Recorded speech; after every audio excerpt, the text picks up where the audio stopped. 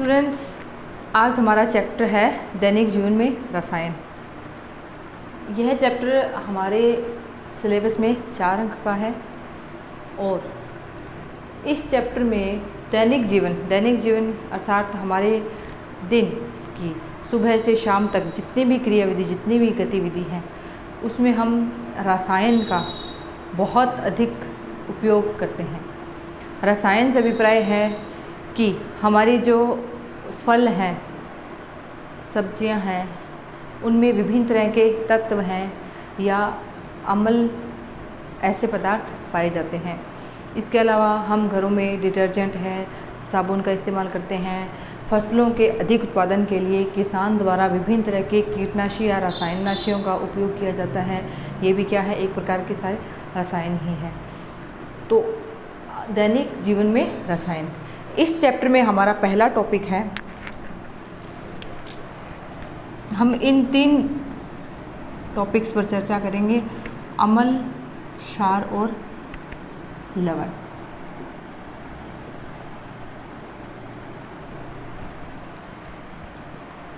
इन्हें हम इस प्रकार देखते हैं। अम्ल इंग्लिश में कहते हैं एसिड, और यह एसिड्स लैटिन भाषा के शब्द से बना है। अम्ल की अगर हमें पहचान देखनी हो कि हमारे पास 2 या 3 अलग अलग पदार्थ हैं और हमें चेक करना है कि इनमें से अम्ल क्या है, यानी अगर हम जैसे प्रयोगशाला में जाएंगे, 11वीं क्लास में अगर हम साइंस के विद्यार्थी हैं तो हम प्रयोगशाला में जाते हैं, वहाँ हम प्रैक्टिकल्स करते हैं। उस दौरान वहाँ हम आपको यह बताएंगे कि अम्ल और क्षार की अगर अलग अलग पहचान करनी हो, 2 पदार्थ हमारे सामने रख दिए लेकिन हमें ये नहीं पता अम्ल कौन सा और क्षार कौन सा है, पहचान करने के लिए हमारे पास लैब में हमें एक मिलेगा लिटमस पत्र। क्या मिलता है? लिटमस पेपर या लिटमस पत्र। तो अम्ल है, यह क्या है कि नीले लिटमस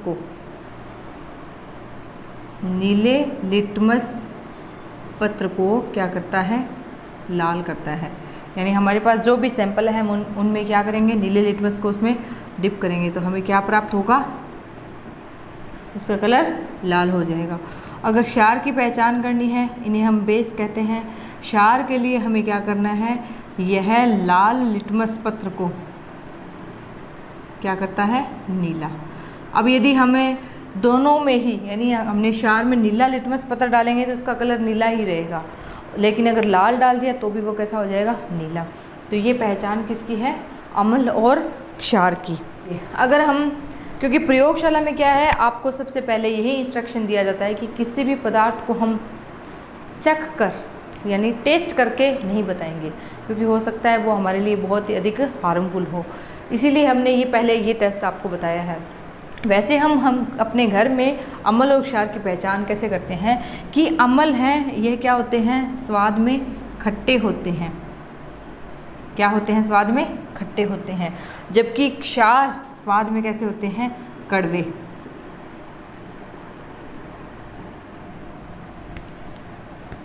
अम्ल स्वाद में खट्टे हैं और क्षार कैसे होते हैं? स्वाद में कड़वे होते हैं। अब इसके हम एग्जाम्पल देखते हैं, उदाहरण देखते हैं। जैसे कि सबसे पहले यहाँ हम देखते हैं सिरका। सिरके में पाया जाता है एसिटिक अम्ल। कौन सा अम्ल पाया जाता है? Acetic.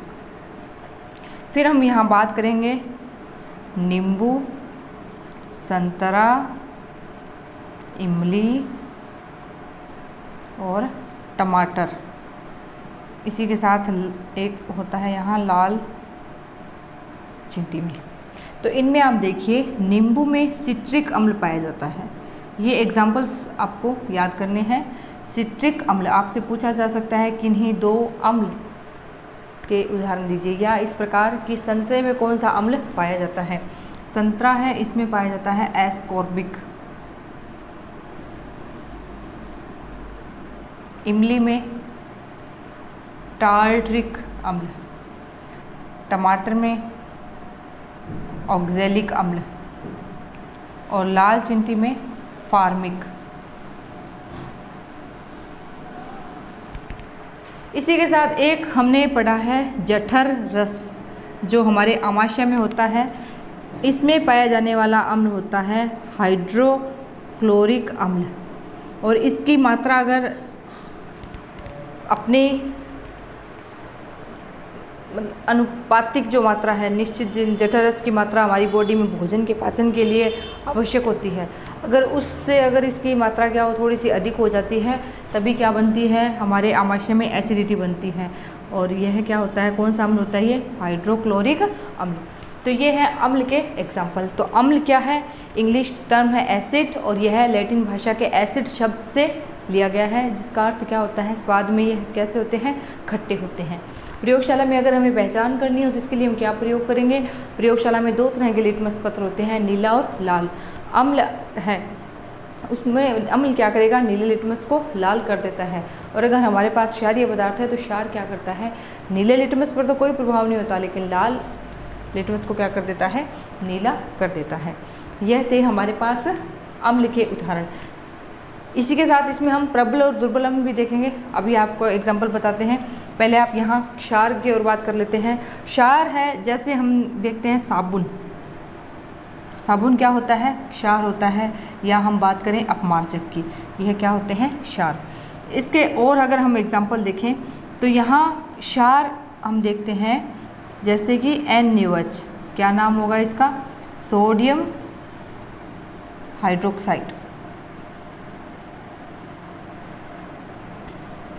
KOH, MgOH whole twice, CaOH whole twice, magnesium hydroxide, calcium hydroxide, potassium hydroxide, ये किसके एग्जाम्पल हैं, क्षार।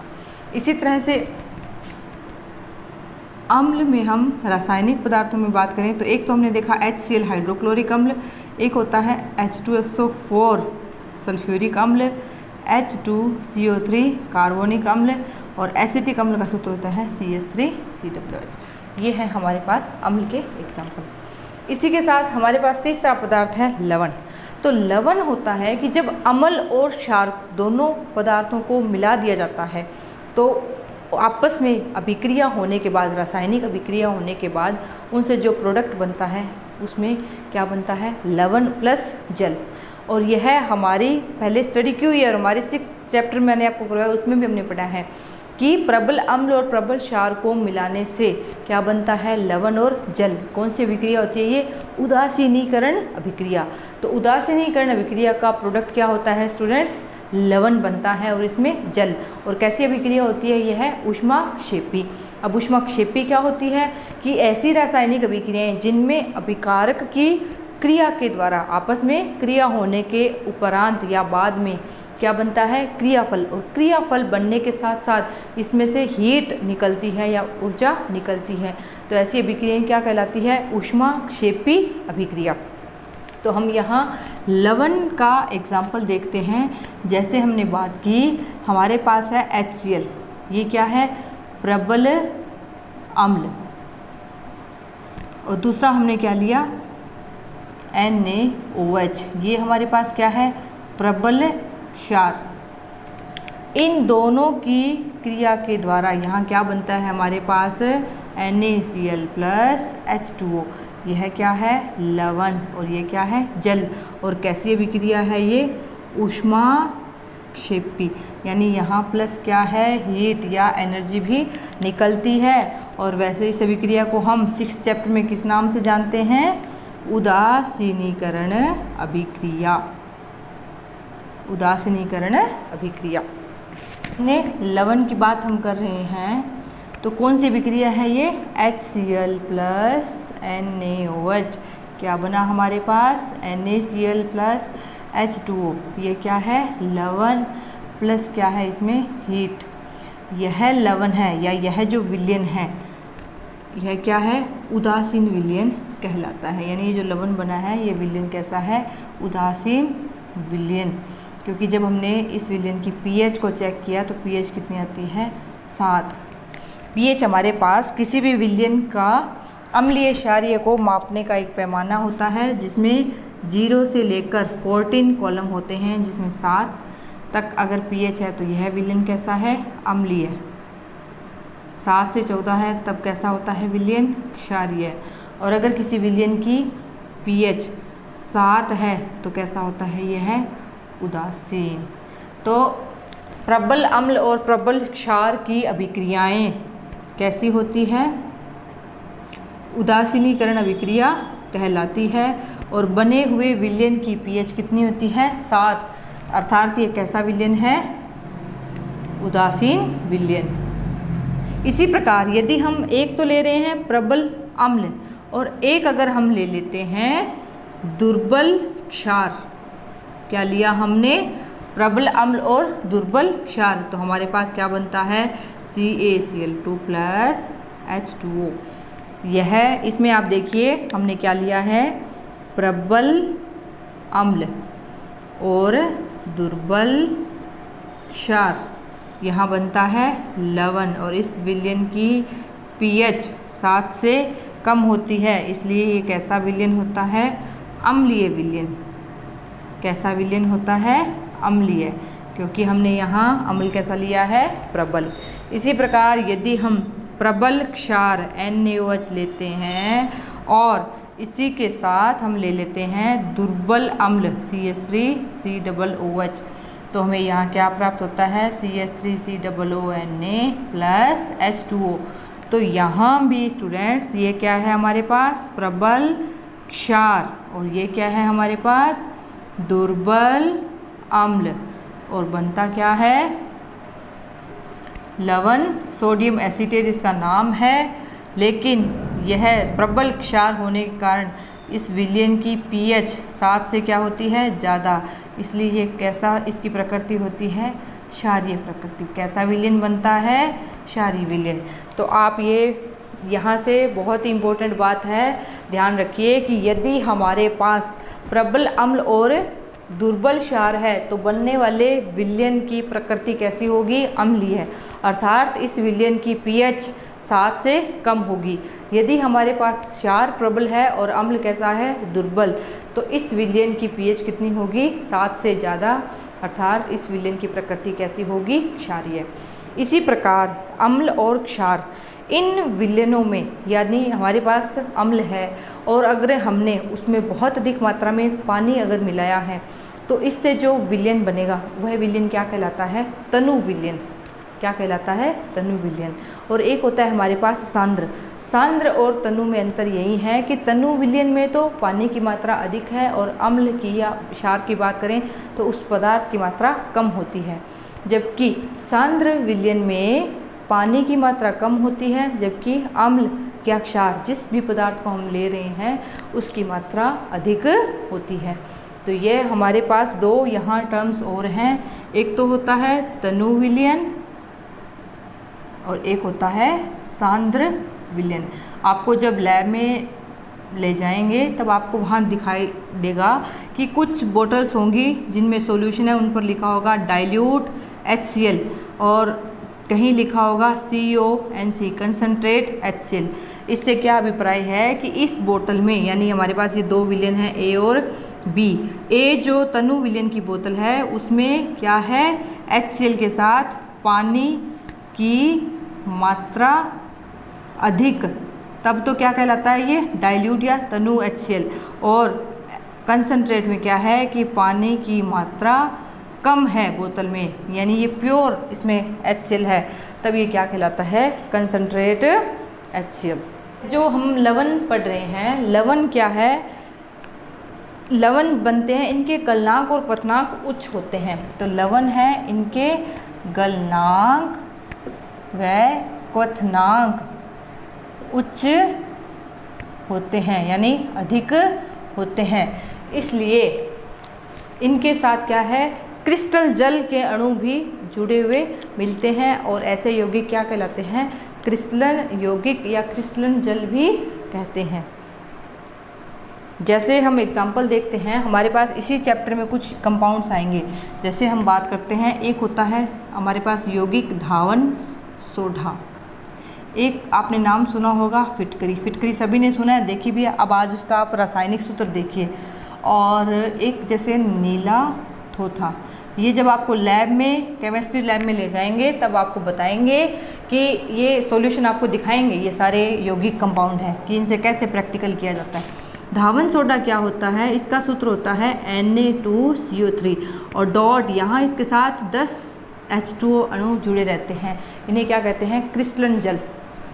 फिटकरी है, इसका सूत्र होता है K2SO4 Al2SO4 whole thrice 24 H2O, ये किसका सूत्र होता है, फिटकरी का। यहाँ ये 3 है। नीलाथ होता है, ये क्या होता है, कॉपर सल्फेट 5 H2O, ये है हमारे पास नीलाथ होता है। यानी ये यहाँ क्रिस्टलन जल के बारे में बताया गया है कि लवण है उनके साथ फिक्स संख्या में जल के अणु जुड़े रहते हैं, जिन्हें क्रिस्टलन जल या क्रिस्टलन यौगिक भी कहते हैं। ये इनके आपके पास 3 एग्जाम्पल हैं। आपको 9th क्लास में मैंने धनायन और ऋणायन से यौगिक बनाने सिखाए हैं, तो उसे वापस आप रिवीजन कर लीजिए, इस चैप्टर में बहुत काम आने वाली है। अब यहाँ हम ये देख रहे हैं, आपको अम्ल और क्षार के बारे में 2 बातें और बताते हैं। अम्ल और क्षार, इसमें 2 कैटेगरी हम देखते हैं, प्रबल अम्ल, दुर्बल अम्ल। प्रबल,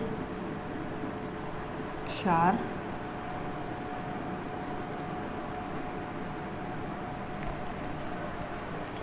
पहले तो स्टूडेंट्स हम यहाँ विलयन शब्द कई बार बोलते हैं। विलयन से क्या अभिप्राय होता है, इसमें 2 भाग होते हैं, एक भाग होता है विलेय, एक भाग होता है विलायक। और हम यहाँ 10वीं लेवल तक विलायक के रूप में जल ही पढ़ते हैं। अदरवाइज़ यहाँ हम अमोनिया भी ले सकते हैं, अल्कोहल भी ले सकते हैं और अन्य पदार्थ, लेकिन हम यहाँ क्या ले रहे हैं, विलायक के रूप में कंसीडर क्या करते हैं, यहाँ H2O। विलेय है, ऐसा पदार्थ है जिसे जल में मिलाया जाता है, तो दोनों के मिलने के बाद ही क्या बनता है, विलयन। अब यहाँ प्रबल अम्ल है, ये ऐसे अम्ल या ऐसे पदार्थ होते हैं कि जब इन्हें जल में डाला जाता है या इनका विलयन बनाया जाता है, यानी ये क्या होते हैं, जलीय विलयन में पूर्णतः आयनित।